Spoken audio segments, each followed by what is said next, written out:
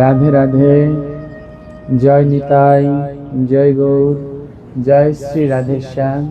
এক ভক্ত আমাকে প্রশ্ন করেছিলেন, বাবা সিঁদুর কিভাবে ধারণ করতে হয়, সিঁদুরের কিভাবে সৃষ্টি হলো, এই সম্বন্ধে যদি একটু বলতেন। এইখান থেকে আমরা শুরু করি। ব্রহ্মবৈবর্ত পুরাণের ভিতরে এটা উল্লেখ আছে। একবার ভগবান শ্রীকৃষ্ণ বললেন যে, রাধে তুমি আমার কাছে কিছু একটা চাও। তখন রাধারানী বললেন, তোমার কাছে আমি কি চাবো ভগবান, তুমি না চাইতেই আমায় এত কিছু দিয়েছো। ভগবান শ্রীকৃষ্ণ তাও অনুরোধ করলো যে তাও একটা কিছু চাও।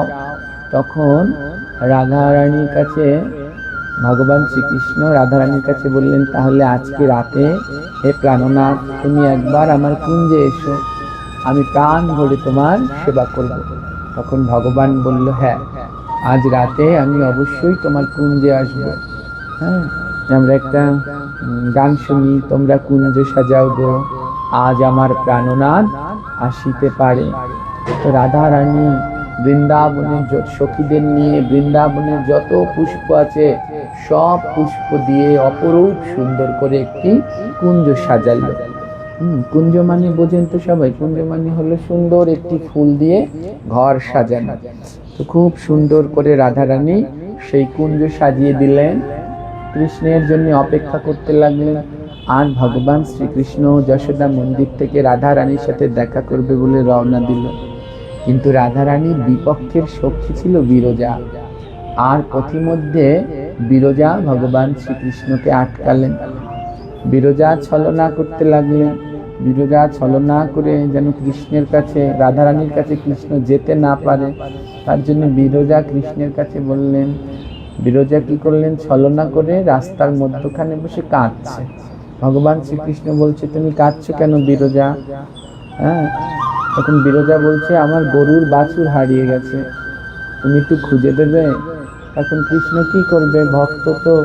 তখন কৃষ্ণ সেই গরুর বাছুর খুঁজতে লাগলো, কিন্তু আসলে বিরজার গরুর বাছুরই হারায়নি। তখন এমনি ভাবে কৃষ্ণকে ছলনা করে বিরজা তার নিজের কুঞ্জে নিয়ে গেল। আর বিরজা কৃষ্ণকে নিজের কুঞ্জে নিয়ে সেবা করতে লাগলেন। আর এইদিকে রাধা রানী সেই জল দিয়ে, একটু পর পর জল দিয়ে, ফুলের ছিটা দিয়ে দিয়ে পুষ্পগুলোকে তাজা করে রাখার চেষ্টা করলো, কিন্তু ভগবান শ্রীকৃষ্ণ আর আসছে না। তখন বৃন্দা রানী খবর নিয়ে গেল, রাধে তুই যার জন্য কুঞ্জ সাজিয়ে বসে আছিস সে বিরজার কুঞ্জে বিরজার সেবা গ্রহণ করছে। তখন রাধা রানী রেগে গেলেন। আর বিরজা কি করেছিল, সেখানে শ্রীদাম সখাকে পাহারায় রেখেছিলেন। তো রাধারানী রেগে গেলেন। রাধারানী রেগে গিয়ে বিরজার কুঞ্জে গেলেন, আর সেই পাহারায় ছিল শ্রীদাম সখা। তখন শ্রীদামকে রাধারানী বলল, পথ ছেড়ে দাও শ্রীদাম। কিন্তু শ্রীদাম পথ ছাড়লেন না। শ্রীদাম বললেন, না, আমি কিছুতেই পথ ছাড়বো না, আমার প্রভুর আদেশ, যে আসুক পথ ছাড়া যাবে না। রাধারানী জোর করে যেতে গেলেন, কিন্তু শ্রীদাম রাধারানীকে ধাক্কা দিলেন। তখন রাধারানী অভিশাপ দিলেন, শ্রীরাম তুমি এমন অসুরের মতো আচরণ করলে আমি তোমায় অভিশাপ দিলাম, তুমি অসুর কুলে জন্মগ্রহণ করবেন।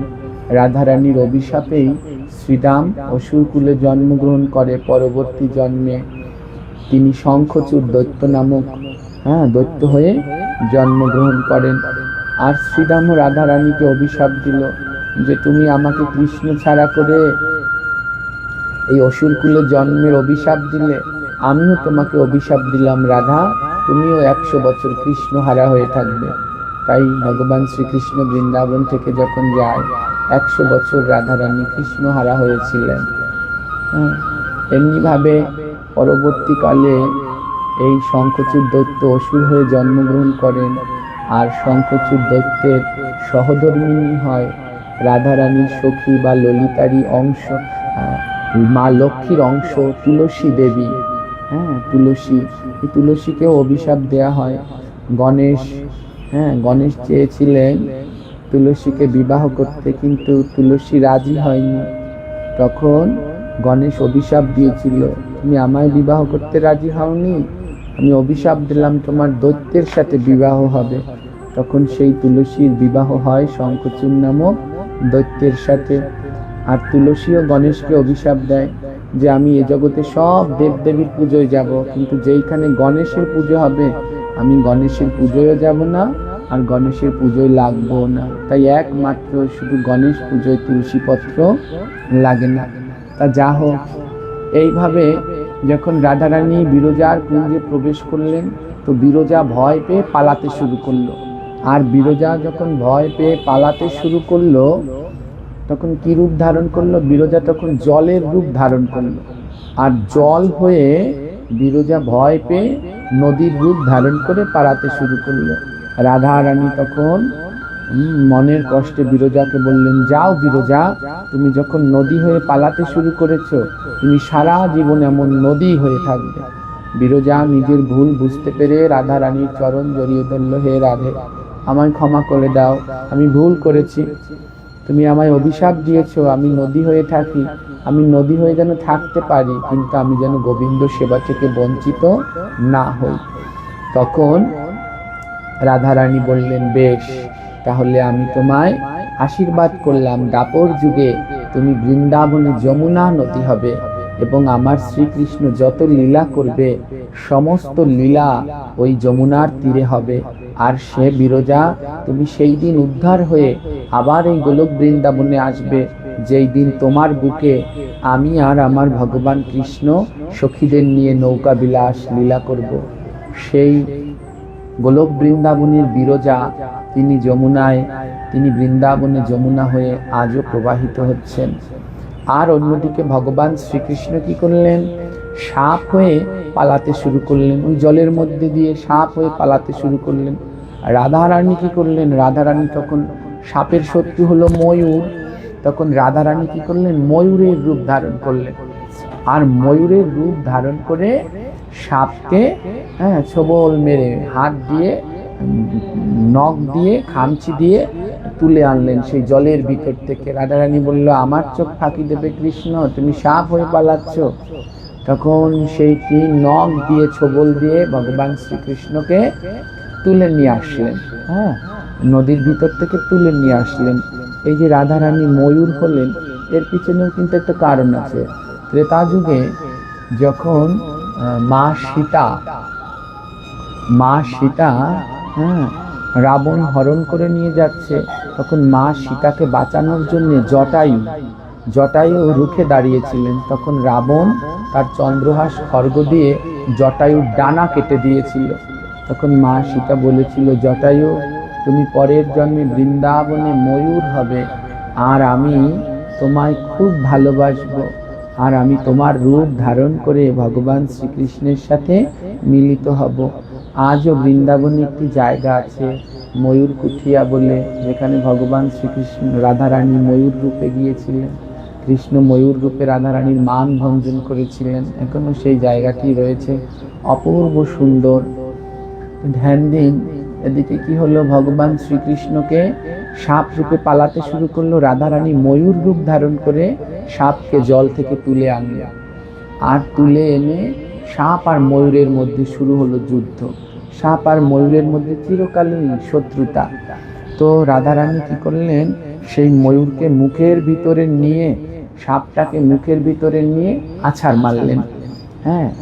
একটা না, 1, 2, 3 এমনি করে 3টি আছাড় মারলেন, এবং 3টি আছাড় মারায় সাপটার 3 জায়গায় ভেঙে যায়, মাথা ভেঙে যায়, কোমর ভেঙে যায়, লেজ ভেঙে যায়। তখন সাপ অর্থাৎ ভগবান শ্রীকৃষ্ণ বুঝতে পারলেন যে জগতে রাধারানীর সাথে কেউ পারবে না। তখন সাপ রূপ ত্যাগ করে ভগবান শ্রীকৃষ্ণ নিজের রূপ ধারণ করলেন। আর যখন নিজের রূপ ধারণ করলেন, তখন আর কৃষ্ণ সোজা হতে পারলেন না, তার 3 জায়গা ব্যাকা হয়ে গেল, চরণ ব্যাকা হয়ে গেল, কোমর ব্যাকা হয়ে গেল, ঘাড় ব্যাকা হয়ে গেল। আর সখীগণ সবাই মিলে জয় জয় দিল, আজ থেকে কানাই তোমার নাম হলো ত্রিভঙ্গ। সেই থেকে ভগবান শ্রীকৃষ্ণের এক নাম হলো ত্রিভঙ্গ। আর ভগবান 3 জায়গায় ভেঙে গিয়ে হয়ে গেলেন ত্রিভঙ্গ। এদিকে কি হলো? ওই যে ভগবান শ্রীকৃষ্ণকে রাধারানী ধরে নিয়ে আসলো খামচি দিয়ে, তখন ভগবানের গায়ে এক জায়গায় ক্ষত হয়ে গেলেন, এবং সেই ক্ষত থেকে 3 ফোঁটা রক্ত ভূমিতে পড়েন। 1 ফোঁটা সাত্ত্বিক, 1 ফোঁটা রাজসিক, 1 ফোঁটা তামসিক। হ্যাঁ, তখন চাতুরা, সখী, ললিতা সবাইকে ডেকে বললেন, তোমরা তো এখানে রাধা কৃষ্ণের এই লীলা বিলাস দেখতে মত্ত, আর এইদিকে এক কাণ্ড ঘটেছে, দেখেছো যে ভগবান শ্রীকৃষ্ণের 3 ফোঁটা রক্ত মাটিতে পড়ে গেছে। হ্যাঁ, আর এখানে আরেকটা, তখন কৃষ্ণ রাধারানীর কাছে হার মেনে গেলেন। সখীগণ বলল, তুমি যে রাধারানীর কাছে হার মেনেছো তার প্রমাণ রেখে যাও। বলে, কি প্রমাণ? বলে, আজ থেকে তুমি ময়ূরের, আমার রাধারানী ছিল ময়ূর আর তুমি হয়েছিলে সাপ, তাই সাপ হয়ে ময়ূরের কাছে হার মেনেছো, তাই সারা জীবন এই ময়ূরের পলক তুমি মাথায় পড়বে। সেই থেকে ভগবান কৃষ্ণ সারা জীবন ময়ূরের পালক মাথায় ধারণ করেন এবং মেনে নিলেন যে রাধারানীর চরণে দাস্য না হলে কোনোদিন কৃষ্ণ চরণ লাভ করা যায় না। তো সেই 3 ফোঁটা রক্ত পড়লো, অগ্নিদেবকে ডাক দিল, হে অগ্নিদেব, এই 3 ফোঁটা রক্ত আপনি পুড়িয়ে ফেলুন। অগ্নিদেব বললেন, সম্ভব নয়, এই 3 ফোঁটা রক্ত আমি কিছুতেই পোড়াতে পারবো না, এই ভগবান শ্রীকৃষ্ণের রক্ত। মা গঙ্গাকে বলল, তোমার পবিত্র জলধারায় এই রক্ত ভাসিয়ে নাও। মা গঙ্গা বলল, সম্ভব নয়, আমি কি করে এই পবিত্র রক্ত জলধারায় ভাসিয়ে নেব। মা বসুমতীকে ডাকা হলো। মা বসুমতী বলল, বেশ, আমি এই 3 ফোঁটা রক্ত আমার গর্ভে ধারণ করলাম। সঙ্গে সঙ্গে সেই 3 ফোঁটা রক্ত মা বসুমতী তার গর্ভে ধারণ করলেন। যেটা সাত্বিক ফোঁটা রক্ত, সেই সাত্বিক ফোঁটা রক্ত থেকে জগতে ওইখানেই সৃষ্টি হলো চন্দন গাছ। আর রাজসিক তামসিক ফোঁটা রক্ত থেকে সৃষ্টি হলো রক্ত চন্দনের গাছ। সাত্বিক ফোঁটা রক্ত থেকে তৈরি হলো শ্বেত চন্দন, তাই গোবিন্দ সেবায়, বিষ্ণু সেবায়, গোবিন্দর যত তত্ত্ব, রাম, নৃসিংহ সমস্ত সেবায় শ্বেত চন্দন লাগে। আর তামসিক ফোঁটা রক্ত দিয়ে তৈরি হলো রক্ত চন্দনের গাছ। সেই রক্ত চন্দনের গাছ যত দেব দেবীগণ বললেন আমাদের সেবায় লাগবে, দুর্গা, কালী, মনসা, এদের পুজোয় লাগে রক্ত চন্দন। আর রাজসিক ফোঁটা থেকে তৈরি হলো সিঁদুরের গাছ। সিঁদুর গাছে এক ধরনের ফল হয়, সেই ফল দিয়েই তৈরি হয় সিঁদুর। আর এই 3 ফোঁটা রক্ত দিয়ে 3টি জিনিস তৈরি হলো, রক্তচন্দন, শ্বেতচন্দন আর সিঁদুর। আর সেই সিঁদুর গাছের ফল দিয়ে প্রথম সিঁথিতে সিঁদুর ধারণ করলেন শ্রীমতী রাধারানী। অনেকেই মনে করেন রাধারানী সিঁদুর পরে না, কিন্তু অবশ্যই রাধারানী সিঁদুর পরেন। রাধারানীর একটা সন্ধ্যা আরতি আছে, তার মধ্যে দেখবেন লেখা আছে, জয় জয় রাধেজি কো শরণ তুহারি, ওই ছন্ন আরতি যাও বলিহারি, পাট পটাম্বর ওরে নীল শাড়ি, সিঁথি পর সিন্দুর যাও বলিহারি। রাধারানীও সিঁথিতে সিন্দুর ধারণ করে। এইভাবে জগতের সৃষ্টি হলো সিঁদুর। প্রত্যেক সধবা নারীদের 5 জায়গায় সিঁদুর পরতে হয়। সর্বপ্রথম সিঁদুর পরবেন সিঁথিতে। সিঁথিতে সিঁদুর পরবার সময় বলতে হয় ওম কেশবায় নমঃ। তারপর পড়তে হয় ললাটে। ললাটে সিঁথিতে সিঁদুর পরবার সময় বলতে হয় শ্রী বিষ্ণু। আমি আবার বলছি, সিঁথিতে সিঁদুর পরবার সময় বলতে হয় ওম কৃষ্ণায় নমঃ। আর তারপর পড়তে হয় ললাটে। ললাট মানে কপাল। কপালে পরবার সময় বলতে হয় ওম কেশবায় নমঃ। তারপর পড়তে হয় কণ্ঠে। কণ্ঠে পরবার সময় বলতে হয় ওম গোবিন্দায় নমঃ। তারপর পড়তে হয় শঙ্খে মানে শাখায়। শাখায় পরবার সময় বলতে হয় ওম মধুসূদনায় নমঃ। তারপরে পড়তে হয় আঁচলে। আঁচলে পরবার সময় বলতে হয় ওম মাধবায় নমঃ। এই 5 জায়গায় সিঁদুর পড়তে হয়। সিঁথিতে যত লম্বা করে সিঁদুর পরবেন আপনার স্বামীর আয়ু তত বৃদ্ধি পাবে। ললাটে সিঁদুর পরলে আপনার স্বামীর যদি মন্দ কপাল হয় তাহলে সতী নারীর সিঁদুরের গুণে স্বামীর কপাল খুলে যায়। কণ্ঠে সিঁদুর পরলে স্বামীর যদি কেউ নিন্দা বদনাম করে তাদের নিন্দুকের কণ্ঠ রোধ হয়ে যায়। আর শাখায় সিঁদুর পরলে ভাই আর বাবার মঙ্গল হয়। আর বস্ত্রে সিঁদুর পরলে নিজের সন্তানের মঙ্গল হয়। তাই প্রত্যেক সধবা নারীকে এই 5টি জায়গায় সিঁদুর পরতে হয়। সিঁদুর পরার পর 2টি হাত একসাথে করে এমনি করে একটা শাখার উপরে আরেকটা হাত শাখা রেখে কপালে ঠেকিয়ে একটা মন্ত্র পাঠ করতে হয়। মন্ত্রটা কি? শিরভূষণ সিন্দুরাম ভার্তুর আয়ু বিবর্ধনাম সর্বরত্ন করম দিবাম সিন্দুরাম পতি গচ্ছাতি। অর্থাৎ হে ভগবান, একজন সতী নারীর কাছে সব থেকে মূল্যবান রত্ন হলো সিঁদুর, আর আমি আমার স্বামীর মঙ্গলের জন্য এই পঞ্চ অঙ্গে সিঁদুর ধারণ করলাম, যেন আমার স্বামীর সর্বত্র মঙ্গল হয়। এইভাবে জগতে সিঁদুরের সৃষ্টি হলো এবং 5 আঙুলে 5 জায়গায় এইভাবে সিঁদুর পড়তে লাগলো। এবার জয় রাধে। এক মাতাজি যশোর থেকে প্রশ্ন করছে, বাবা পঞ্চতত্ত্ব কাকে কাকে তুলসী পত্র দেওয়া যায়?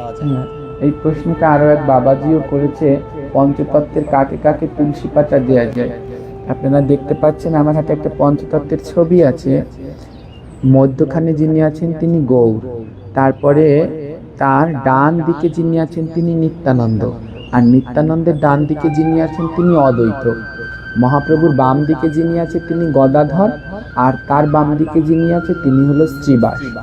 তো আমরা সাধারণত দেখি অদ্বৈত প্রভুর সচরাচর যে ছবিগুলো দেখি তাতে অদ্বৈত প্রভুকে দেখি দাড়ি আছে, হ্যাঁ, সাদা চুল আছে।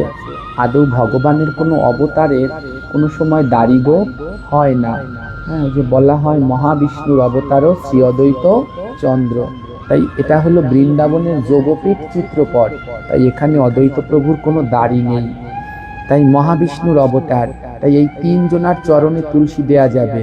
চৈতন্য মহাপ্রভুর চরণে তুলসী দেবেন, নিত্যানন্দ প্রভুর চরণে তুলসী দেবেন, অদ্বৈত প্রভুর চরণে তুলসী দেবেন।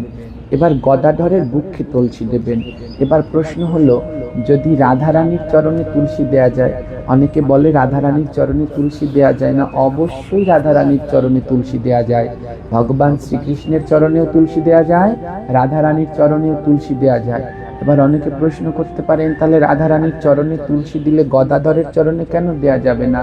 কারণ রাধারানীরই রূপ হলেন গদাধর, তবে রাধারানীর ছায়া হলেন গদাধর, আর রাধারানীর পূর্ণ রূপ হলেন গৌর। গোবিন্দের গো আর রাধিকার রা, দুয়ে মিলে কলিতে হলেন গোরা। এই রাধা এবং কৃষ্ণ দুজনে মিলে হলেন কৃষ্ণ, দুজনে মিলে হলেন গৌরাঙ্গ, আর রাধারানীর ছায়া শক্তি হলেন গদাধর। তাই রাধারানীর বক্ষে চরণে তুলসী দেবেন, আর শ্রীনিবাস আচার্যের মস্তকে তুলসী পত্র অর্পণ করবেন। এছাড়া যে যার গুরুদেবের কাছ থেকে জেনে নিতে পারেন। অনেকের গুরুদেবের নিষেধ করবে রাধারানীর চরণে তুলসী পাতা দিতে নেই, তাহলে দিবেন না। যে যার গুরু পরম্পরা এবং আদর্শ অনুসারে পালন করবেন। ব্রজের সিদ্ধান্ত অনুসারে এবং আমাদের গুরু পরম্পরা অনুসারে ভগবান শ্রীকৃষ্ণের চরণে তুলসী পাতা দেয়া যাবে, রাধারানীর চরণে তুলসী পাতা দেয়া যাবে, গৌরহরির চরণে তুলসী পাতা দেয়া যাবে, নিত্যানন্দ প্রভুর চরণে তুলসী পাতা দেয়া যাবে, অদ্বৈত প্রভুর চরণে তুলসী পাতা দেয়া যাবে, এবং ভগবানের যত রূপ আছে, নৃসিংহ, বামন, রাম, হ্যাঁ, মৎস্য অবতার, এদের চরণেও তুলসী পাতা দেয়া যাবে। কোনো দিন কোনো গুরুদেবের চরণে তুলসী পাতা দেয়া যাবে না, কোনো মহাপুরুষদের চরণে তুলসী পাতা দেয়া যাবে না।